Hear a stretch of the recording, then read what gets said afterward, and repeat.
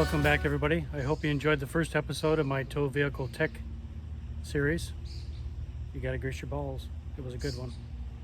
Today is going to be another real quick video. I'm going to be installing some power in the back of the truck bed. Some people already have that, but this will be able to be used while you're driving. And I will show you how I installed it, and then at the end I will show you why I installed it. It's a benefit that you all can use. What it actually does is save space. Stay tuned. So here's all the parts I'm pretty much going to need.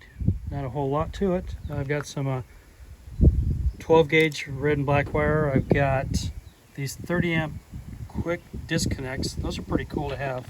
Now, the reason I'm using these is because I want to be able to unplug the power from the run that goes up to the upfitter area. In case for some reason I need to remove it, this way I won't have to worry about it being hardwired all the way up to the front of the truck. And here is the custom harness I made, if you will. So I took those 30 amp quick disconnects.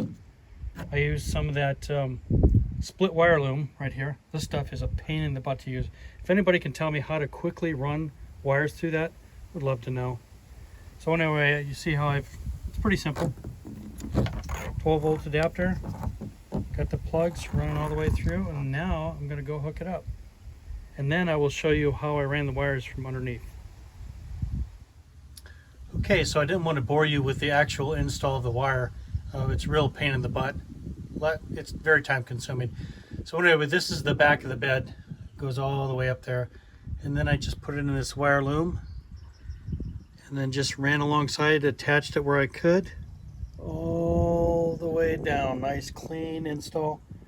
And it goes all the way. Oh, I wanted to show you something else, sorry.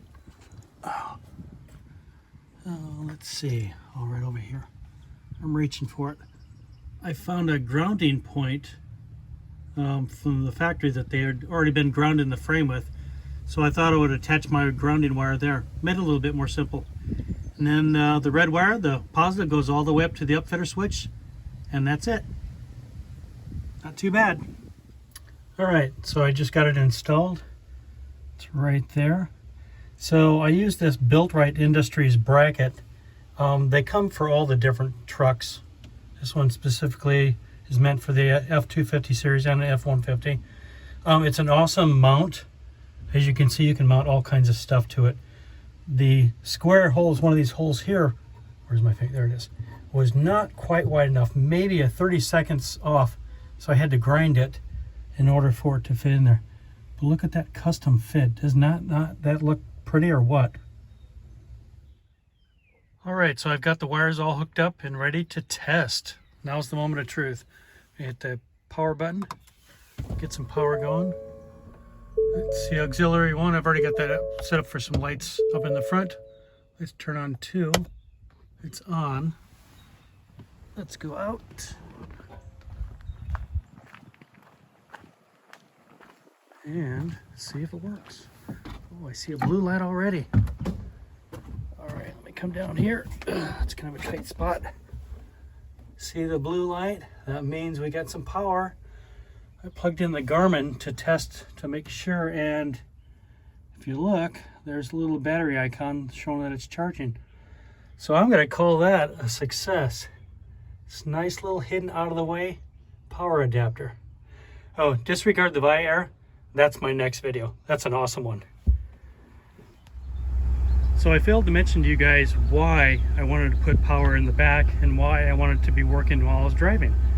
Last year when we went to Camp Hatteras, we took this freezer, cooler, refrigerator combo with us, and we had it in the back seat. It took up one full passenger space. So I thought, I'm going to put this in the back of the truck. So it was great to test with the Garmin, but that takes zero power. I wanted to test it with this because this takes a max of 15 amps when it first fires up because of the compressor. I wanted to make sure it was going to handle it. I've had it on for just a few minutes. Engine's running, so I don't run the battery down. But you can see I'm already down to 59 degrees within just a few minutes. So this thing is working great. The plug is doing exactly what I expected it to do. So I'm pretty happy with this.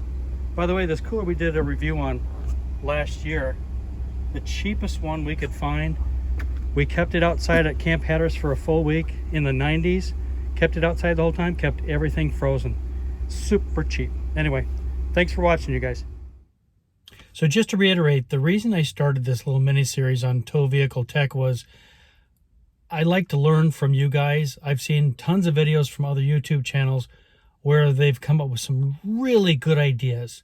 And not all those applied to me 100%. It wasn't a cookie cutter fit, but it gave me an idea of how I could modify their idea to fit my truck.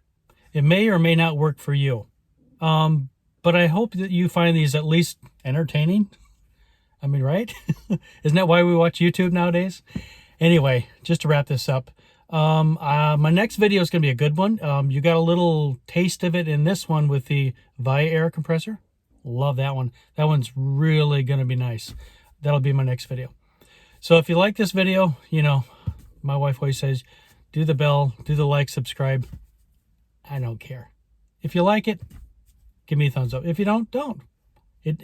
I'm just hoping to help you guys out there. Anyway, thanks for being our guest.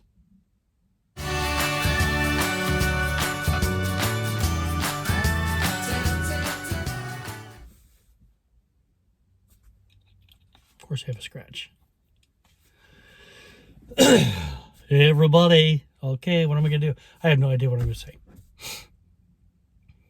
It may or it may not work for you guys. The point is I'm hoping that I can teach somebody out there.